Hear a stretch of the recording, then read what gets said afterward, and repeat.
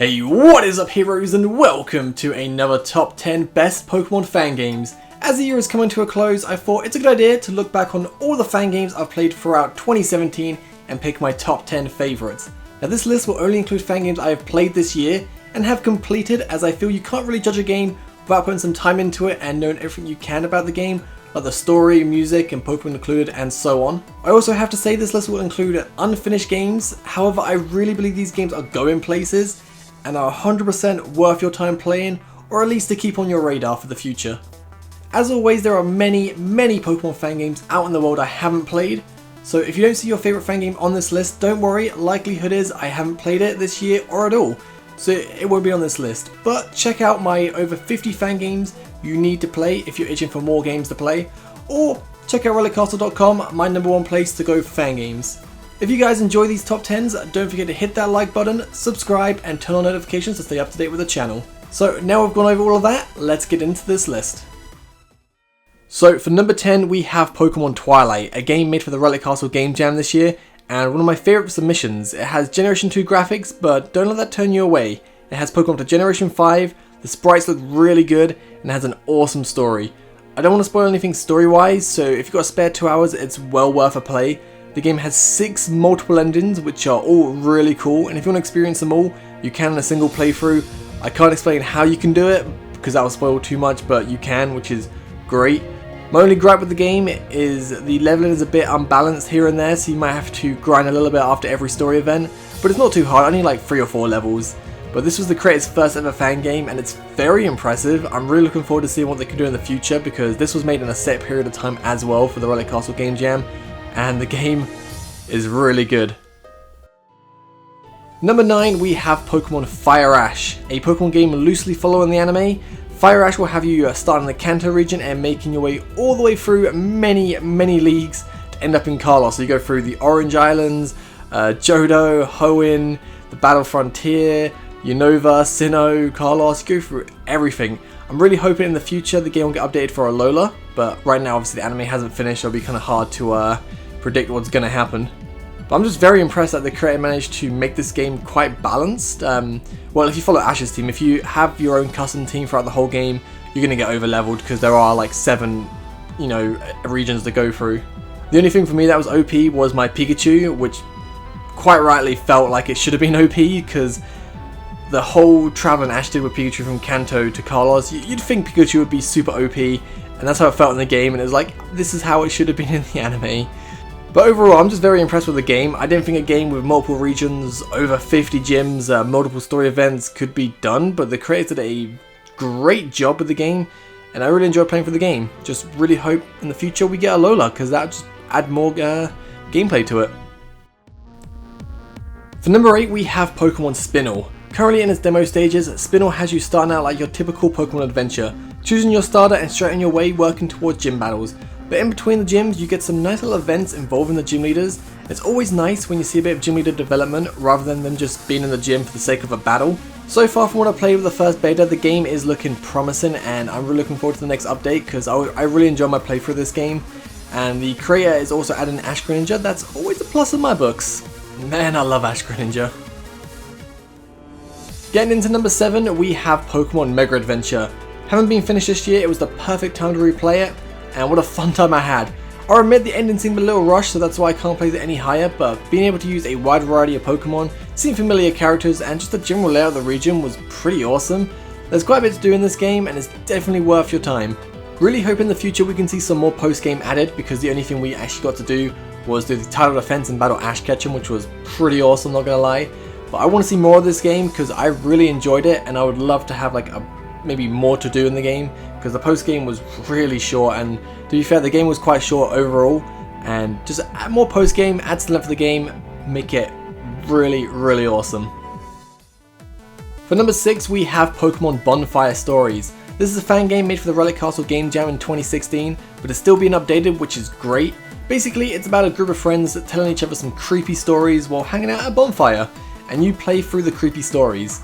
Currently there are 4 stories, all of them are very good and quite dark. My favourite one being the one added recently, which was with Celebi. I won't spoil anything, but Celebi can be a little bit mean. This is definitely something to give a try if you like story in Pokemon games, and these are really well told. Also, the creator has said if you want to create your own story and willing to put the work in, it can be added to the game. So if you've got any creepy stories you think will be fitting for the game, get in contact on Relic Castle forums and go and make some cool stories for the game, because it's really fun to play through. Number 5, we have Hitmonjam, another game made for the Relic Castle Game Jam, and full disclaimer, I'm not being biased as my Zoroark made a cameo in this game, which by the way is super awesome. Hitmonjam has you playing as a Machamp, making your way up a mountain, proving your strength. The humor and music in the game is what really stands out to me, and it was a really fun game to play through. If you play it, a little secret, smash all the smashable rocks, because there's a battle 100% you do not want to miss. Just trust me on this, smash all the rocks you see until you find it, because it's totally worth it. I missed it first time playing through and had to go back and smash the rock, and once I found it I was like, yep, 100% was worth coming back to do that, because it was so awesome. Number 4, we have Pokemon Reborn and Rejuvenation. I've grouped these two together as they both had an episode update this year, which were great, but the two games are quite similar in certain aspects, and I thought giving them the 4th and 3rd spot leaves less room for other fan games, so I thought group them together, it'll be fine. You've all probably heard about these games by now, so I'll just talk about the updates this year. Gen 7 Pokemon have been added, which is sweet, as well as Reborn has Z-Moves, which is the first fan game I've seen to add this, which I think is amazing. Rejuvenation story in the latest update was crazy. I really liked what we got to explore, and the 2 new gyms in Reborn were...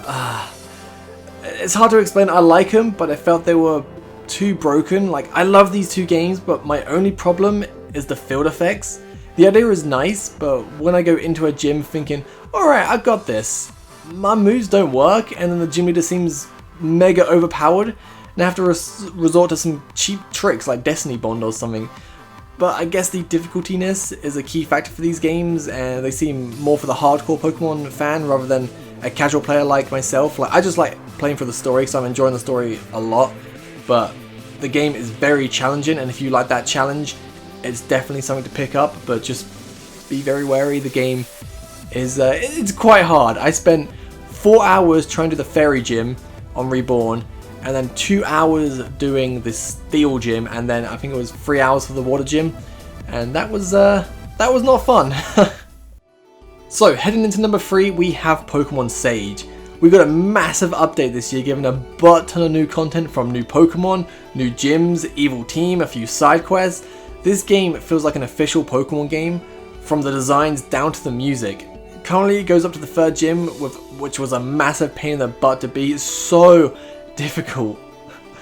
But you can easily get about 6 or 7 hours worth of content here. Sage is 100% completely Fakemon. I know some people don't like Fakemon, but the game has some of my favourite Fakemon created. Just look at Cub-Zero and Alpine. They are adorable. How can you not love these?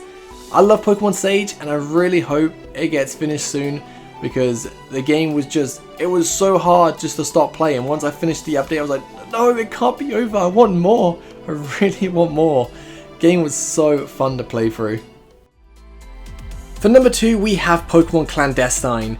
Clandestine is currently in beta, but honestly, one of my favourite fan games right now, because the story so far is excellent, very well told. We have Shadow Pokemon, multiple choices which give different outcomes, which is one of my favourite things in games. The small events that happen are just perfect length and very fitting, and some cool features like going through a forest in daytime has you fighting normal trainers, and you'll find graveyards with the tombstones saying trainers' names and Pokemon, and if you go through that same forest at nighttime, you'll find the ghosts of those deceased trainers, and you get to battle them, and it's really cool.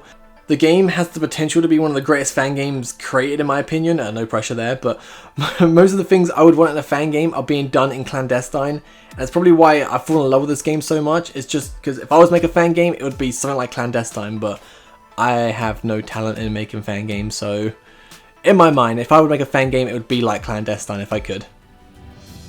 Before we get to number 1, we have some honourable mentions. Evolve Eevee, a little fan game where you play as Eevee, battling the Eeveelution to prove you don't need to evolve.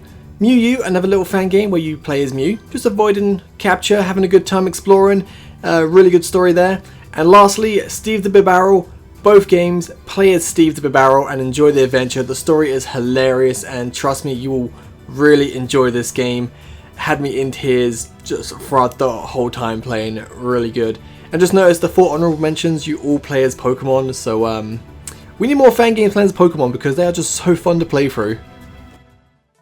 So for number 1, if you've been with the channel for a while now, you probably saw it coming, Pokemon Insurgence. Haven't been completed this year, I had to replay it and I'm so glad I did. Very fun game, great quests, I never felt bored playing this game once. The Delta Pokemon are really well designed along with the custom Megas, and the game has a very decent amount of post game. You've spent a long time playing through this, so if you're looking for a really long, cool game to play, this is definitely one you should pick up.